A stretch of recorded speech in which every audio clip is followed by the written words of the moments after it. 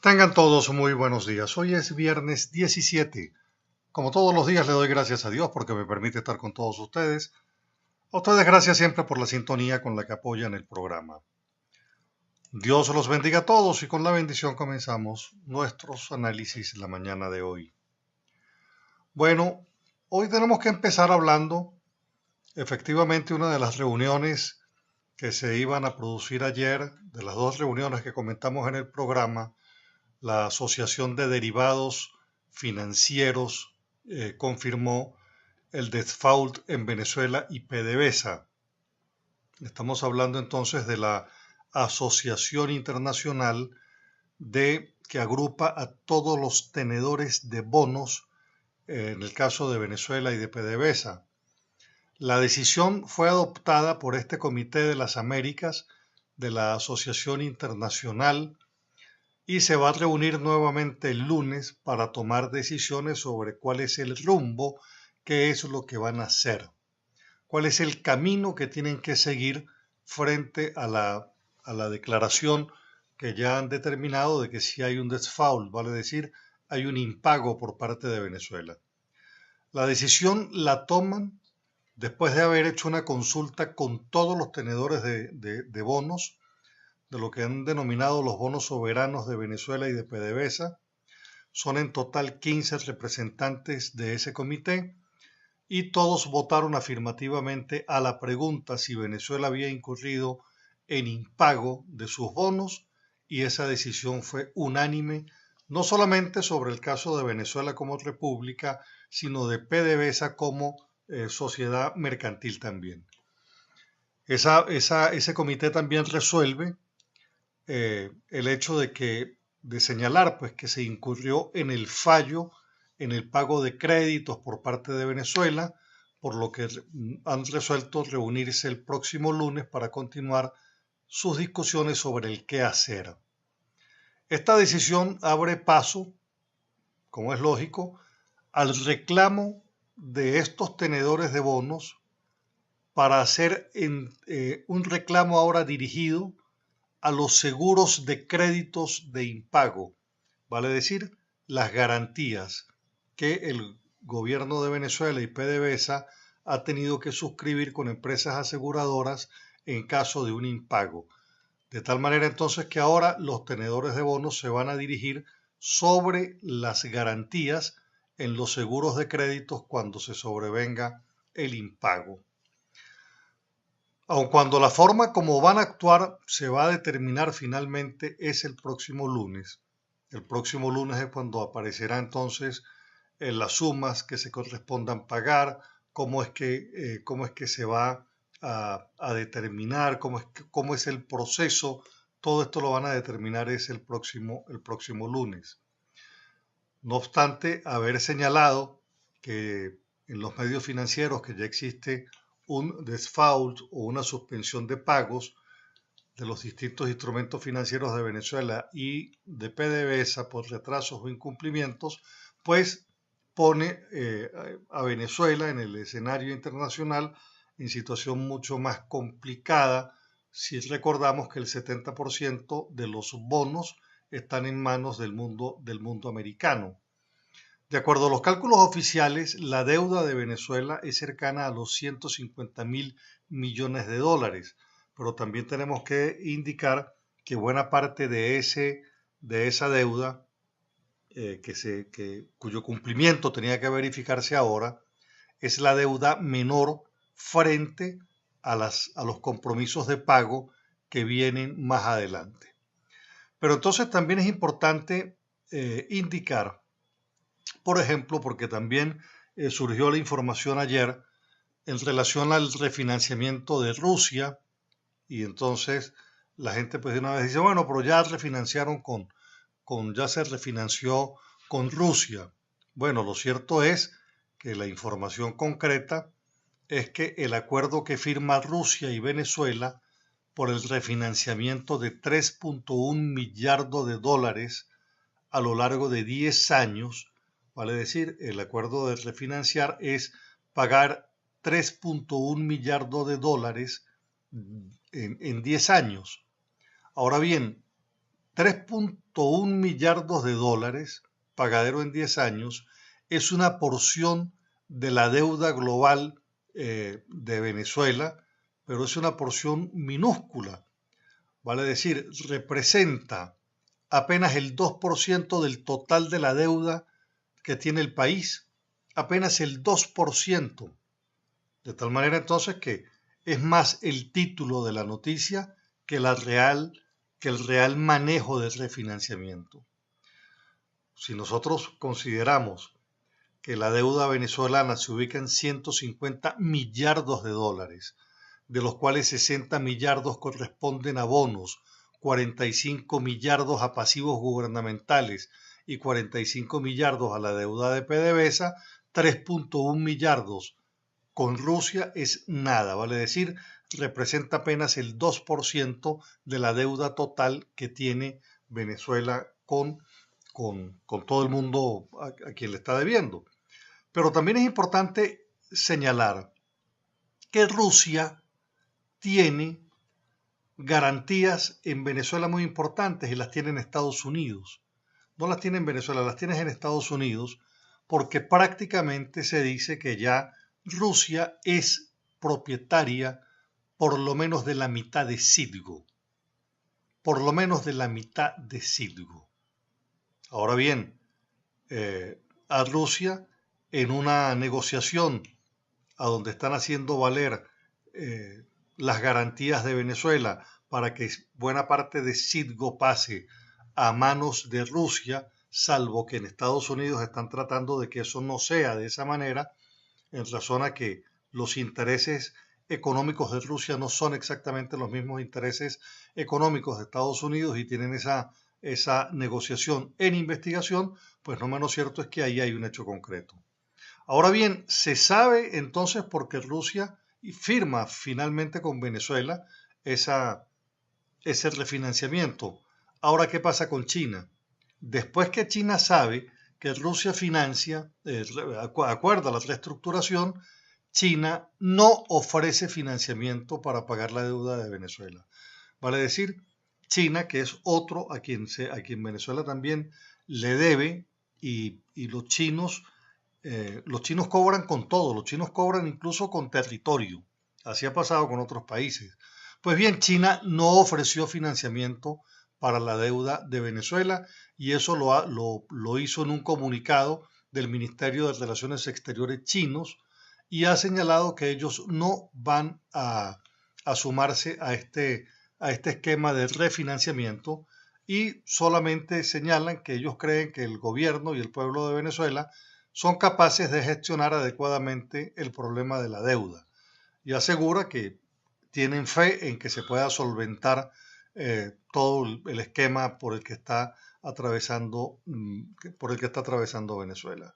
Bueno, entonces de momento esta es la primera información, el primer análisis que tenemos que hacer sobre el tema de los acreedores de los bonos que han dicho que efectivamente Venezuela entró en default, vale decir, en impago. Quiero por demás acotar que a una pregunta que alguien hacía ayer, ¿quién declara si hay o no impago? Bueno, uno de los que lo declara es precisamente los que tienen que ver resarcido su pago, vale decir, los tenedores de bonos son los que en principio dicen ya no pagaron. Se venció el plazo, se vencieron los tiempos y no se pagó. Ellos son unos de los primeros que tienen que salir a decir si existió o no default, vale decir impago, y eso es exactamente lo que acordaron ya ayer. Dijeron hay default, hay impago, y van a hablar el lunes de qué es lo que van a terminar de proceder para hacer valer sus garantías de pago. Vamos al primer corte. Ahora vamos a tocar un tema que se trata del bono demográfico. Este es un tema altamente importante para todos los países, toda vez que se da una sola vez en la vida el bono demográfico.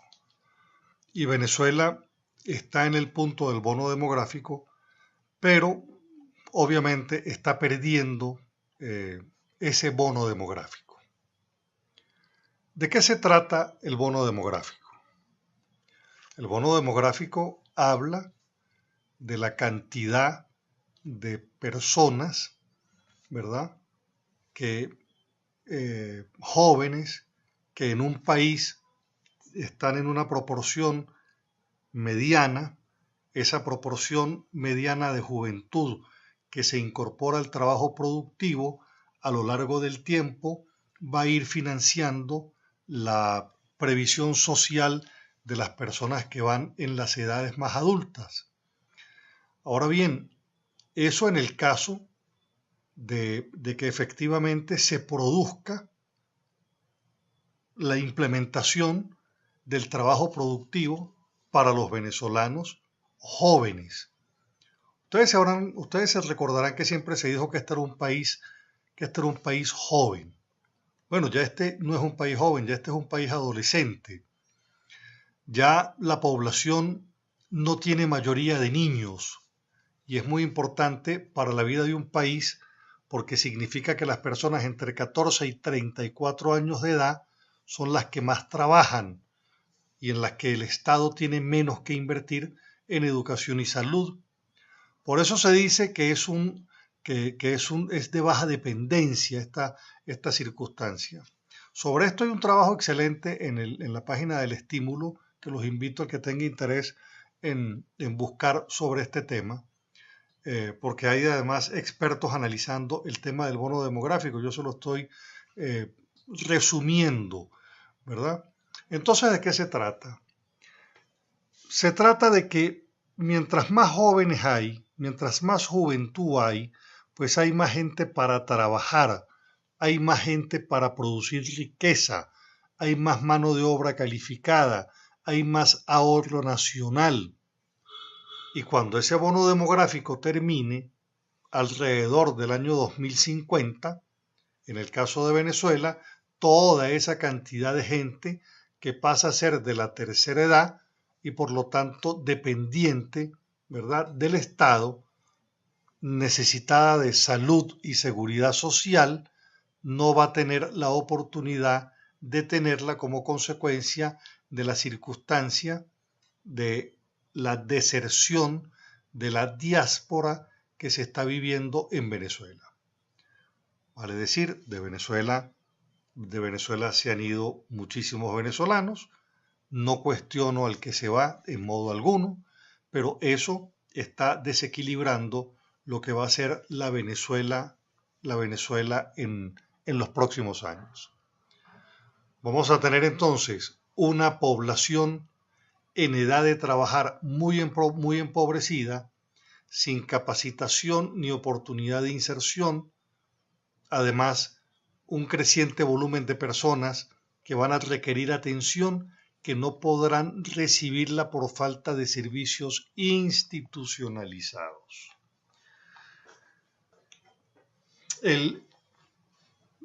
Se trata entonces de que Venezuela tiene que cuidar el tema de la formación, el tema de la capacidad para tener mejor mano de obra, para tener que cuidar el empleo productivo, que la política laboral sea eficiente, porque si se piensa producir, se produce más riqueza, pero con estructuras de empleo que puedan asegurar esa escala de ascensos.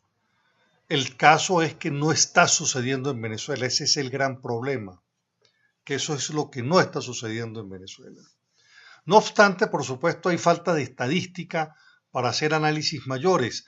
No obstante, los expertos tienen y revelan de alguna manera con sus propias mediciones la fotografía de lo que está pasando, en Venezuela. Los estudiosos contabilizan censos por otros países, se van registrando los venezolanos que van llegando a otras partes del mundo, se van registrando las edades, las profesiones, y entonces, por supuesto, todo esto se va cruzando a nivel internacional, entonces con datos, por ejemplo, que se van produciendo también en cuanto a los asesinatos, por ejemplo. Los asesinatos son la primera causa de muertes en jóvenes de 10 a 19 años, según un estudio realizado por la UNICEF. Además, COFAVIC señala, por ejemplo, que el 68% de los homicidios que se cometieron en el país comprende en jóvenes menores de 25 años. En junio del 2016, la fiscal general Luisa Ortega Díaz revela que la tasa de homicidios en el país es de 62 por cada 100.000 habitantes, lo que constituye que seamos el segundo país peor evaluado del mundo. En este año 2017, antes de irse al exilio, la propia fiscal señaló que ese porcentaje del 62 por cada 100.000 se incrementó al 70,1 por cada 100.000. Entonces, si Venezuela no atiende la precariedad del tema del empleo productivo, si no atiende la necesidad de una educación de calidad, si no atiende la necesidad de la diversificación de la fuente de la riqueza, que hay que generarla porque ya no la tenemos que generarla, si no se atiende la condición de vida del grueso del país, ¿verdad? Si no atendemos el tema del esfuerzo que la gente hace para sobrevivir, si no atendemos el tema de la inseguridad, si no atendemos eso, estamos condenados a seguir dependiendo del petróleo, que es lo que el gobierno se hace propaganda diciendo que estamos en la era postpetrolera, pero es que no estamos generando nada. Y no se genera nada cuando no hay empleo productivo. Y quiero poner de ejemplo, porque así lo dicen todos los estudios, además del que les estoy presentando. Hace unos años yo hice un trabajo sobre este tema del bono demográfico en Venezuela y precisamente uno de los países que más utilizó el empuje del bono demográfico, vale decir, de su juventud altamente preparada, fue Corea del Sur, Hong Kong, Singapur y Taiwán, que asumieron esa coyuntura demográfica y se dispararon para lo que hoy se conoció después como los tigres asiáticos. Entonces, hoy Venezuela está en una transición demográfica y hay que prestarle atención a ese tema, porque nos puede suceder como pasa, por ejemplo, en Italia, como pasa en otros países, a donde los países se vuelven países muy adultos. Entonces, estas son cosas que tenemos que atender y nosotros tenemos que tener claridad en eso. Por ejemplo, en el tema educativo, el propio Ministerio de Educación admite que existe un déficit docente, especialmente en el nivel secundario, para las tres áreas más importantes del conocimiento científico: matemática, física y química. Según la memoria y cuenta del Ministerio de Educación del 2014, 7.803.684 personas cursaban educación básica en 29.861 escuelas, divididos en 3.467.714 alumnos de primaria y 2.339.355 estudiantes de bachillerato. La cantidad de cursantes de la educación media disminuyó en 15.000 personas, a pesar de que la cifra en primaria creció. Entonces, la juventud, y es en la juventud donde se produce, en este caso, en este momento, el abandono escolar. Es ahí donde existe el proceso de la exclusión. Esa brecha hay que cerrarla. Esa brecha es urgente que se tenga que cerrar. El propio gobierno ha hecho alertas, no el gobierno que representa Maduro, sino el de los técnicos, a donde está el INE, el Instituto Nacional de Estadística. Ahí hay un señor que se llama Elías El Yuri, y él mismo afirmó, y eso lo traen los reportajes de los que les estoy presentando, que la transición demográfica, aun cuando va a durar más tiempo en Venezuela, no menos cierto es que si no hay planes de educación, de trabajo y de salud que promueva ese crecimiento económico, lo vamos a terminar perdiendo. Y quedaríamos entonces en un nuevo concepto que se llama una hipoteca social. Una hipoteca social. Estaríamos hablando entonces de ser un país de adultos, de muchos adultos, sin la fuerza generadora de la riqueza que pueda mantener todo el estatus de un país adulto. A eso es a lo que me estoy refiriendo. Bueno, y lo que ya tanto se conversaba, se decía, se especulaba, pues ya es oficial. Hay un acuerdo entre la Mesa de la Unidad Democrática y el gobierno para iniciar formalmente el 1 y el 2 de diciembre el diálogo. Las reuniones se han dado efectivamente y ya es un hecho. Ya las reuniones preparatorias se dieron, ya se llegó a la conclusión y ayer precisamente se hizo público esta decisión del diálogo. Yo voy a traer a la mesa de su análisis lo que dijo Maduro y usted va a saber qué es lo que más le preocupa a Nicolás Maduro, qué es lo que le pide a la oposición, ¿verdad? Y bueno, vamos a ver qué es lo que la oposición, qué es lo que la oposición va a hacer. De tal manera entonces que lo primero que Maduro dice es que el diálogo puede durar un año. Él dice, este diálogo que comienza en diciembre puede terminar perfectamente en diciembre del año entrante. Dice que pueden haber entendimientos y acuerdos de objetivos parciales, de mediano plazo, de largo plazo, y dice que bueno, que al fin logra que se pueda dar esa reunión. Dice que no ha develado secretos, pero dice la oposición está muy dividida, voy a trabajar esto con mucha paciencia. Dentro de los tópicos a discutir, destaca Maduro que la MUD plantea el cambio del actual sistema electoral. Maduro dice que la oposición está pidiendo el cambio del sistema electoral, cosa que la oposición no ha dicho públicamente que sea eso. Y está diciendo entonces Maduro que él lo que quiere es que la oposición haga una propuesta, porque el actual sistema electoral para él es el mejor del mundo. Y dice Maduro, abro comillas, le mandé a exigir a la oposición que para el año 2018, desde ya, lleguemos a un acuerdo para que haya elecciones presidenciales con garantías económicas, cierro comillas, con lo que detalla que, vuelvo a abrir comillas, cesen las sanciones económicas de Estados Unidos y la persecución económica en contra del país y de funcionarios venezolanos.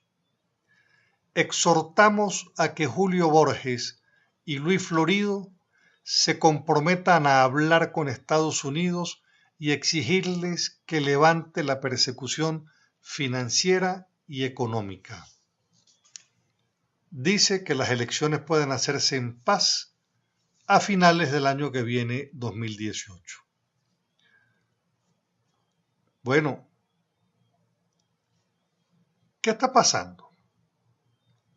Lo que está diciendo la mesa no es lo que dice Maduro y lo que dicen los voceros oficiales del PSUV en esa reunión preparatoria no es lo que dice Maduro. Pero como todos sabemos, la Asamblea Constituyente hace lo que diga Maduro.